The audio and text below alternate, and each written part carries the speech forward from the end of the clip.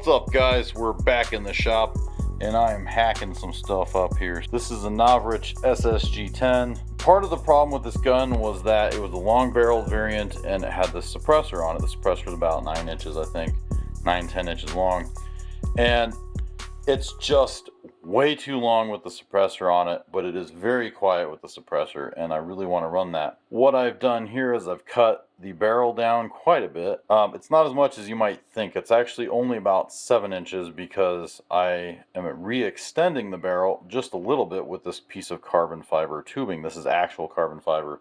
This is not the silly wrap that you see a lot of times. We lathe turn that on our CNC. Excuse me.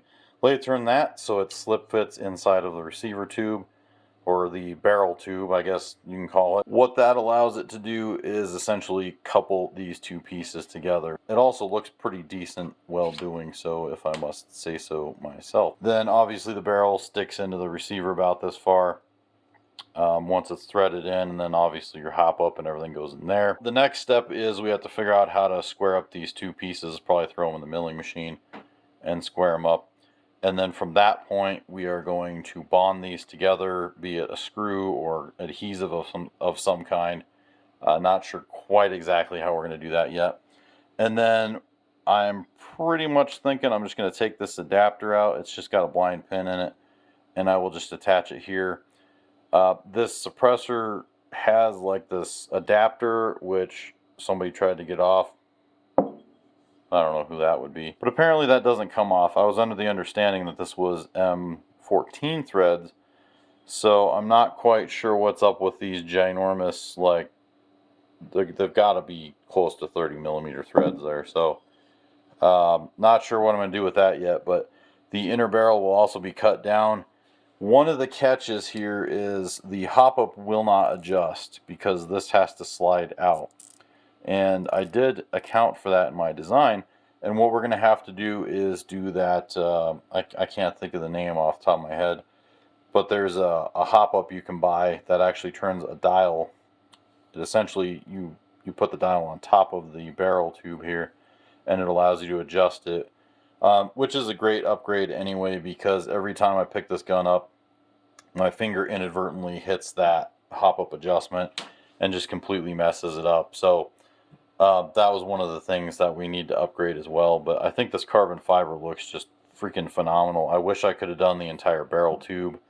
Perhaps in the future I can do that. But this is a pole braided design of carbon.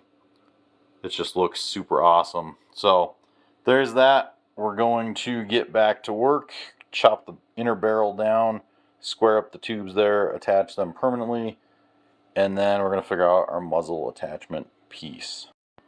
And we're back.